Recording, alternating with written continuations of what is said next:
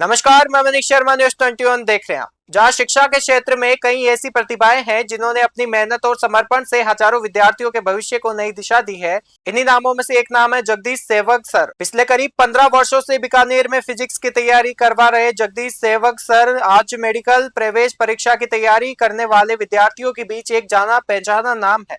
Physics जैसे विषय को आसान भाषा में समझाना और कठिन से कठिन कॉन्सेप्ट को सरल तरीके से विद्यार्थियों तक पहुंचाना और हर विद्यार्थी की आशंकाओं को दूर करना, यही उनकी शिक्षक शैली की असली पहचान है। इन वर्षों में सैकड़ों विद्यार्थियों ने जगदीश सेवक सर से फिजिक्स की पढ़ाई कर नीट जैसी प्रतिष्ठित परीक्षा में सफलता हासिल की है।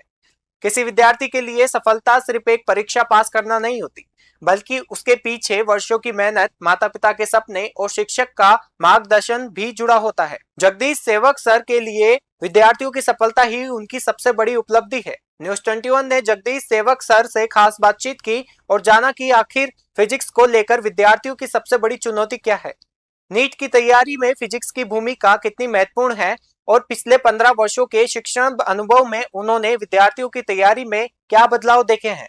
साथ ही इस खास बातचीत में उन्होंने विद्यार्थियों को ये बताया कि नीट जैसी प्रतियोगी परीक्षा में बेहतर प्रदर्शन के लिए फिजिक्स की तैयारी किस रणनीति के साथ की जानी चाहिए।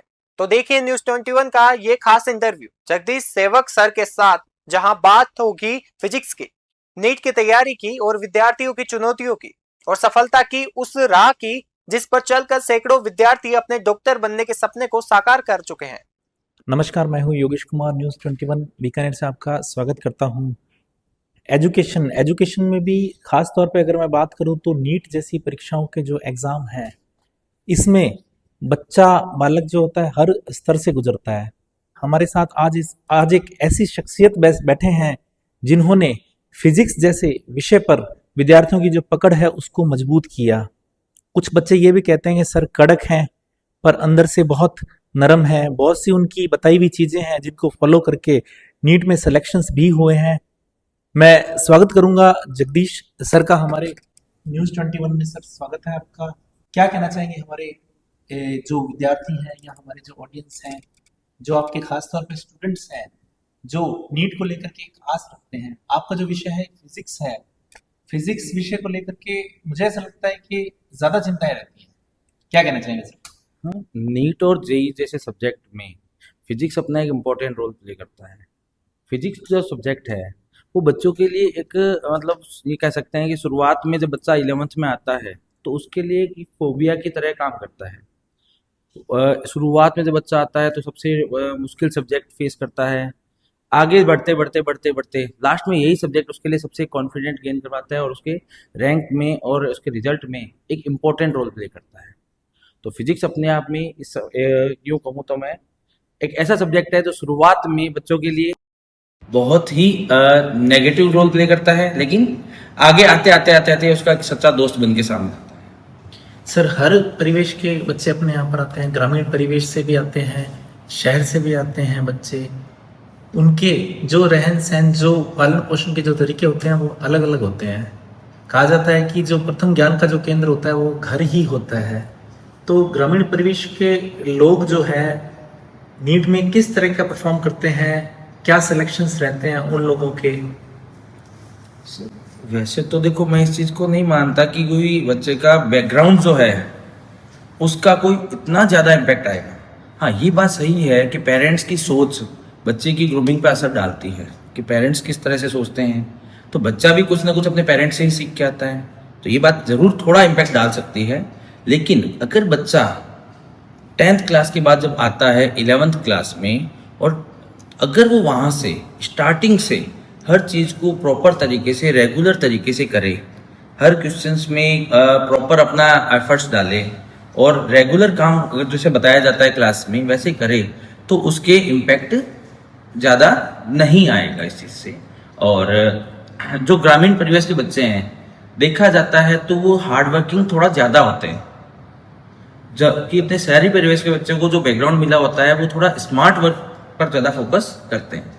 तो दोनों के अपनी अपनी काबिलियत है। अब इसमें एक चीज़ होती है नेचुरल और डिज़ाइन। तो कहीं पर कोई चीज़ है वो अगर किसी बच्चे के अंदर नेचुरल है तो उसका तो बेनिफिट उसको मिलना ही है।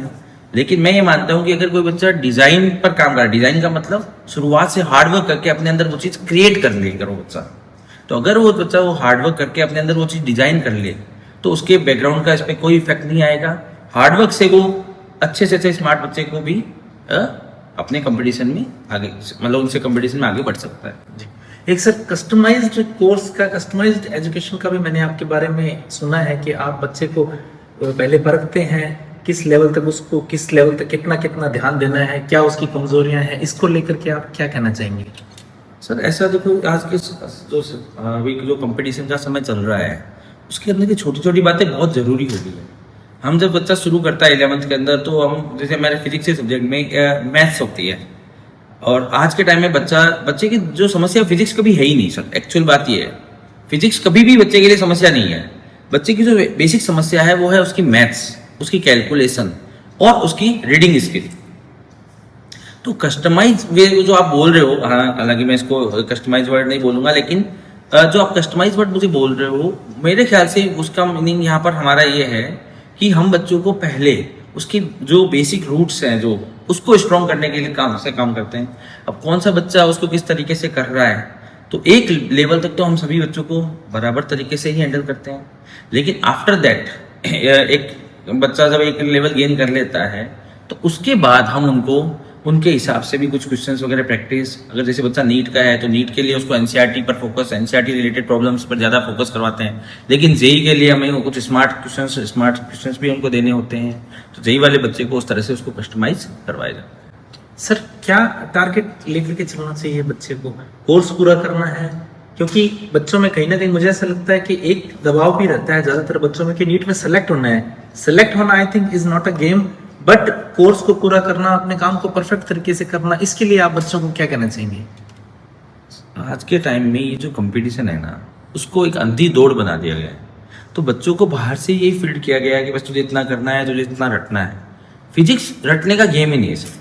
Physics all about concept, all about observation. तो फिजिक्स के अंदर अगर मैं आपको ये कहूँ कि भाई अपने को सिलेबस, तो देखो कंपटीशन का समय है, और तो अपने को जो जितना कंटेंट वहां पे पूछा जा रहा है वो तो कवर हमें टाइम पे करना ही है। तो ऐसा भी नहीं कह सकते कि सिलेबस पे ध्यान मत दो, तो आपको सिलेबस पे तो ध्यान देना ही पड़ेगा टाइम लिमिट के अंदर, क्योंकि डॉक्टर का फील्ड चाहे इंजीनियरिंग का फील्ड आज के टाइम में है कि जो समय के साथ साथ क्या क्या कर सकता है।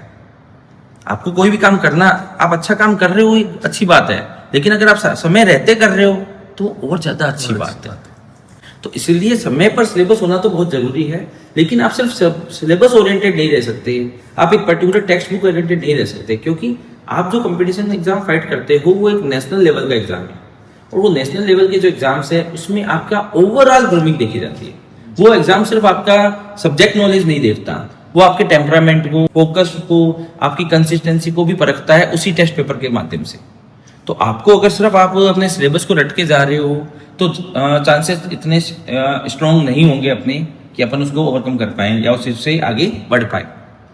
अगर तो आपको क्या है, सिलेबस के साथ साथ स्मार्ट वर्क और चीजों को ज्यादा डीप में समझ के भी आगे बढ़ना पड़ेगा। सर विषयों के तालमेल में कई बार विद्यार्थियों में एक असमंजस रहता है, किसी विद्यार्थी की केमिस्ट्री पे अच्छी पकड़ है, बाकी दो विषय कमजोर है, किसी की फिजिक्स पे अच्छी पकड़ है, बाकी दो विषय कमजोर है, किसी की बायोलॉजी पे अच्छी पकड़ है, बाकी दो विषय कमजोर है। तो इस दौड़ में कहीं ना कहीं अधिकतर स्टूडेंट छूट जाते हैं। सर बहुत ही इंपॉर्टेंट पॉइंट है, क्या कहना चाहेंगे सर इस बारे में? सर ये वास्तव में आपने बहुत सही क्वेश्चन पूछा है सर। एक्चुअल में अभी जो बच्चे हैं उनके साथ एक बड़ी दिक्कत आ रही है कि वो मेहनत तो कर रहे हैं, वो दौड़ रहे हैं, लेकिन वो सही डायरेक्शन में दौड़ नहीं रहे हैं। हर बच्चा क्या करता है, क्लास के अंदर टीचर के साथ अपने कोऑर्डिनेशन को देखते हुए अपना एक सब्जेक्ट बना लेता है, अपना एक फेवरेट सब्जेक्ट बना लेता है। लेकिन नीट और जेई का गेम जो है वो एक फेवरेट सब्जेक्ट का गेम नहीं है। जिस बच्चे के तीनों सब्जेक्ट बैलेंस होते हैं वही बच्चा, हमने देखा है कि हर साल वही बच्चा अपने सब्जेक्ट में अपने आप को सक्सेस कहला सकता है, या सोचते हैं तो इस एग्जाम को क्रैक कर पाता है। तो बच्चा अगर कभी भी एक सब्जेक्ट करता है, इसका मतलब यही है कि वो सिर्फ अपना मोस्ट ऑफ टाइम सिर्फ उसी सब्जेक्ट को दे रहा है। आप जिस सब्जेक्ट को टाइम ज्यादा दोगे वो आपका अच्छा सब्जेक्ट स्ट्रॉन्ग बनेगा। ये कहानी थ्योरी है सर इसमें, कि आपका टाइम किस सब्जेक्ट में ज्यादा दिया जा रहा है। तो अगर आप फिजिक्स को टाइम दिन में नहीं दे रहे हैं और केमिस्ट्री को टाइम ज्यादा दे रहे हैं, या केमिस्ट्री को नहीं दे रहे हो फिजिक्स को टाइम ज्यादा दे रहे हैं, तो वो बच्चे का अपने आप ही उस सब्जेक्ट की तरफ झुकाव बढ़ जाएगा और दूसरे सब्जेक्ट से वो कटना शुरू हो जाएगा। तो मेरा बच्चों को यही कहना है कि बेटा आप अपना एक शेड्यूल मैनेज करके रखें, जिनका अपना फिक्स टाइम ड्यूरेशन बनाए पहले। जैसे मैं बच्चों को क्लास में भी ये बात बोलता हूँ, क्योंकि अपन कंटेंट वाइज नहीं बता सकते, क्योंकि बच्चे के पास पढ़ने का भी एक लिमिटेड टाइम होता है आफ्टर क्लासेस। तो मैं क्लास में बच्चों को यही बोलता हूँ कि तुम जैसे 2 से 3 घंटे का एक स्लॉट एक सब्जेक्ट के लिए बनाओ, उसके बाद उसको स्विच करो और दूसरे सब्जेक्ट का जो मिनिमम वर्क अपने को रिक्वायर्ड है वो करो ही करो। उसके लिए भी अपने जो स्लॉट है वो बनाओ और फिर तीसरे स्लॉट में तीसरे सब्जेक्ट को उठाओ, ताकि एक दिन में अपन तीनों सब्जेक्ट को बराबर समय दे सकें। एंड इसमें भी फ्लेक्सिबिलिटी रहती है कि कभी किसी सब्जेक्ट में ज्यादा काम होता है तो बच्चे को उस तरह से भी फ्लेक्सिबल रहना पड़ सकता है। तो ये तो जो मेरे ध्यान में है सर, मैंने वो पॉइंट्स लिए। कुछ ऐसा पॉइंट है जो छूट रहा है, आपको लगता है कि नीट से जुड़े हुए विद्यार्थियों के लिए बहुत इंपॉर्टेंट साबित हो सकता है?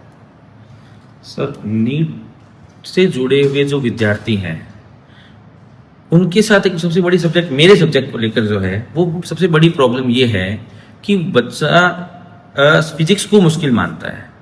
एक्चुअल में कभी भी फिजिक्स मुश्किल नहीं है। मैंने आपको अभी भी बोला, फिजिक्स कभी भी मुश्किल नहीं हुई है। फिजिक्स की बजाय बच्चे की दिक्कत क्या है, उसकी बेसिक्स, उसकी मैथमेटिक्स, उसकी कैलकुलेशंस और उसकी रीडिंग स्किल। और जो आज के टाइम में सबसे बड़ी चीज हम फेस करते हैं वो है बच्चे की कंसिस्टेंसी। तो ये थे जगदीश सर, फिजिक्स गुरु, नीट में जो अपनी शिक्षा के जरिए विद्यार्थियों को गाइड कर रहे हैं। जगदीश सर से अगर फिजिक्स में गाइडेंस लेना हो तो कहाँ पर आना पड़ेगा सर? सर हमारी जो रेगुलर क्लासेज है वो अपनी जयनारायण व्यास कॉलोनी के अंदर मूर्ति सर्कल के पास शिवाजी पार्क है, वहां पर हमारी, उसके पास ही हमारी क्लासेज चलती है।